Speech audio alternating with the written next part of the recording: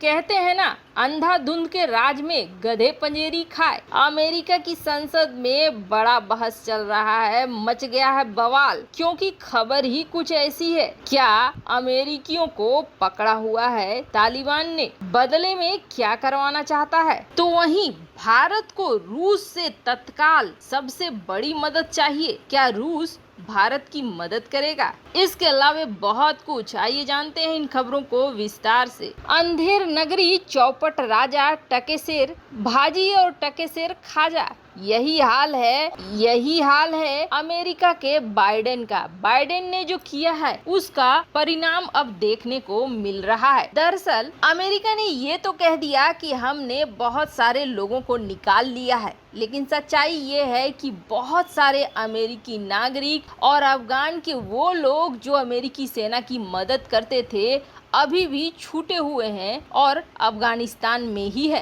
अफगानिस्तान से नाटो फौज की विदाई के 6 दिन हो गए हैं और अब एक अमेरिकी सांसद ने सनसनीखेज दावा कर दिया है, और ये हैं रिपब्लिकन सदस्य के वरिष्ठ नेता। दरअसल वाकया ये हुआ है कि 6 अमेरिकी विमान चार्टर्ड प्लेन पहुंचे थे अफगानिस्तान। तालिबान से बातचीत की अमेरिका ने कि जो बचे हुए लोग हैं उन्हें निकालने दो, और इनमें अमेरिकी नागरिक थे और जो अफगानिस्तान के ट्रांसलेटर थे, ये सारे लोग थे। ये अपनी सीट पर पहुंच गए, सीट बेल्ट बांध लिया, लेकिन उड़ने से पहले ही तुरंत इन्हें तालिबानियों ने घेर लिया, और तालिबानियों ने घेर कर इन 6 चार्टर विमानों में तैयार लोगों को उतार लिया है। अब इस सांसद का ये कहना है कि उसने इसे बंधक बना लिया है और अमेरिका के सामने रख रहा है शर्तें।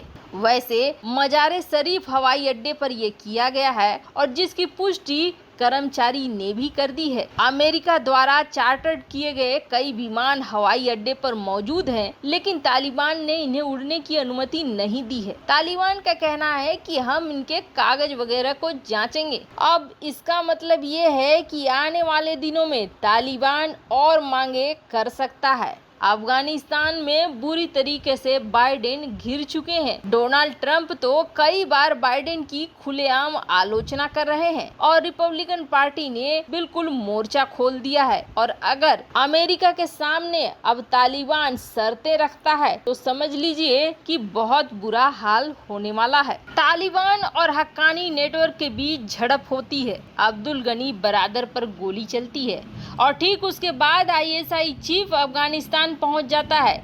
ये सब कुछ इत्तेफाक नहीं है। दरअसल पाकिस्तान इसमें पूरी तरीके से घुला मिला हुआ है और इसके पैंतरे चलने शुरू हो गए हैं, ये दिख रहा है। अफगानिस्तान की सत्ता को तालिबान के हाथ से छीनकर हक्कानी नेटवर्क को देना चाहता है पाकिस्तान। शायद इसीलिए पाकिस्तानी खुफिया एजेंसी के chief lieutenant general Faiz Hamid ऐसे समय पर अफगानिस्तान पहुंचे हैं जब तालिबान पर सरकार बनाने के लिए दबाव बढ़ रहा है। आईएसआई चीफ के पाकिस्तान यात्रा पर अफगानिस्तान के पूर्व सांसद मरियम का कहना है कि आईएसआई चीफ काबुल इसलिए पहुंचे हैं ताकि वे आतंकी संगठन हक्कानी नेटवर्क को सत्ता दें। वह हक्कानी नेटवर्क के नेता को तालिबानी सरकार का प्रमुख बनाना चाहते हैं। और आपको बता दें, अब्दुल गनी बरादर और हक्कानी नेटवर्क के बीच सब कुछ ठीक नहीं है। पाकिस्तान के खुफिया एजेंसी के प्रमुख फैज हमीद के अचानक काबुल दौरे पर अमेरिका भी बहुत गुस्से में है। पेंटागन के पूर्व अधिकारी माइकल रूबिन का कहना है कि इससे साफ दिख रहा है कि तालिबान दरअसल आईएसआई का कठपुतली है। उन्होंने कहा कि अमेरिका के लिए कहीं अच्छा होगा कि वो सबसे पहले आईएसआई की अगुवाई करने वाले फैज हमीद को आतंकी घोषित करे, जो लंबे समय से अफगानिस्तान को शिकार बना रहा है। इन्होंने लिखा है कि हमीद जिस तरीके से पहुंचा है यहाँ, साफ साफ दिख रहा है कि तालिबान और पाकिस्तान का गठजोड़ है। अफगानिस्तान की सरकार को गिराने में सबसे बड़ा हाथ है पाकिस्तान का। अब अमेरिकी पॉलिसी जो बना रहे हैं उनको चाहिए कि क्या इस जैसे शख्स पर एक्शन नहीं लेंगे। खैर, इस शख्स पे एक्शन तो होना ही चाहिए, या दूसरे शब्दों में ये कहें तो पूरे पाकिस्तान पे एक्शन होना बेहद जरूरी है, नहीं तो आने वाले समय में दुनिया ऐसे ही लड़ेगी। खैर, वहीं दूसरी तरफ अब तक हमने ये देखा कि ड्रोन आर्मेनिया अजरबैजान के युद्ध में किस तरीके से हानि पहुंचा रहे थे। ये ड्रोन थे एयर ड्रॉप किए गए ड्रोन, लेकिन अब समंदर के नीचे भी बड़ी संख्या में ड्रोन सबमरीन मोर्चे पर उतारी जाएंगी।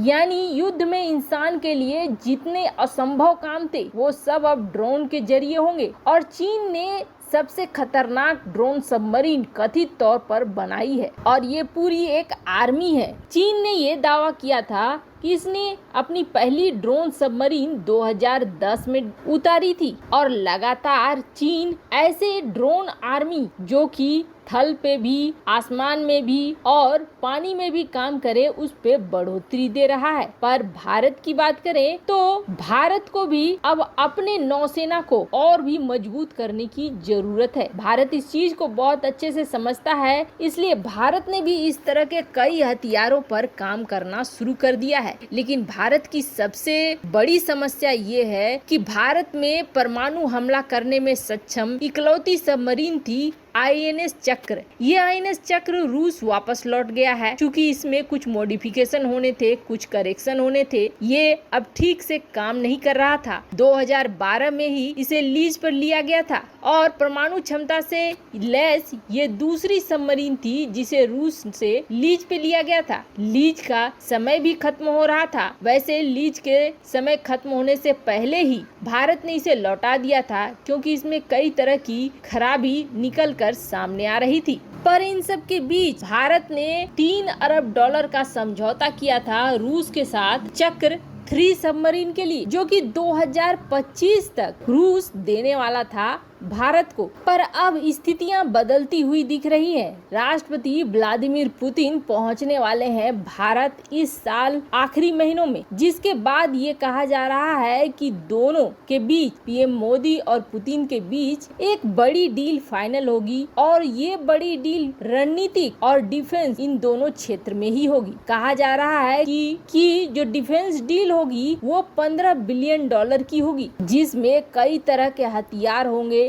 लॉन्ग रेंज मिसाइलें होंगी, फाइटर जेट्स हो सकते हैं, असॉल्ट राइफल हो सकते हैं, ये सारी चीजें हो सकती है। लेकिन इन सब में अभी भारत को बेहद जरूरी है परमाणु पनडुब्बी, चूंकि एकमात्र परमाणु पनडुब्बी थी जो चली गई है तो वो जगह खाली हो गया है। हिंद महासागर का क्षेत्र काफी महत्वपूर्ण है भारत के लिए और भारत हर हाल में यहाँ तैनात रखना चाहता है अपनी पनडुब्बी को, जिसके बाद ये कही जा रही है कि 2025 तक चक्रा आएगी। लेकिन उससे पहले ही भारत दूसरी पनडुब्बी को लीज पर लेने की बात कर रहा है। वैसे रूस की तरफ से ये कंफर्मेशन नहीं आया है अभी कि रूस आनन फानन में भारत को दूसरी पनडुब्बी देगा या नहीं देगा। वैसे आपको क्या लगता है, क्या रूस भारत को परमाणु पनडुब्बी लीज पर देगा? कमेंट कर अपनी राय जरूर बताएं। जल्द मिलते हैं अगले वीडियो में नई खबर के साथ।